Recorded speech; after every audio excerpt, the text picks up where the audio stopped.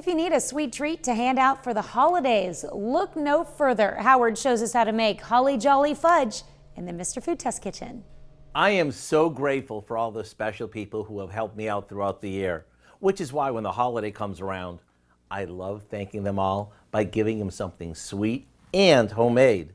This year, I've decided to give gift tins brimming with our decadently delicious Holly Jolly Fudge. Let me show you how easy it is. The first thing we do is combine some butter with sugar, heavy cream, and salt in a saucepan, and bring it to a boil. After it boils for about 5 minutes, we take it off the heat and slowly add in some powdered sugar and a bit of vanilla.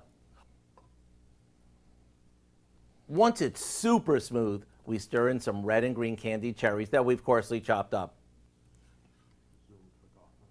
This gets spooned into an 8-inch baking dish. Then we pop it in the fridge to set before cutting it up. While it's setting, you might want to run out and pick up a couple of gift tins or gift boxes, which you can probably find on sale right now. There's nothing nicer or more personal than a homemade gift made with lots of TLC. So whether you need something special for a teacher, hairdresser, or a coworker, this is the way to go. To get the step-by-step instructions for our Holly Jolly Fudge, simply visit our website.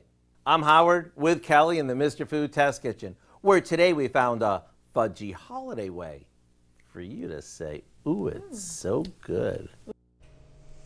You can find this recipe along with a lot more good food from the Mr. Food Test Kitchen online. Just go to our website at KOAMnewsnow.com.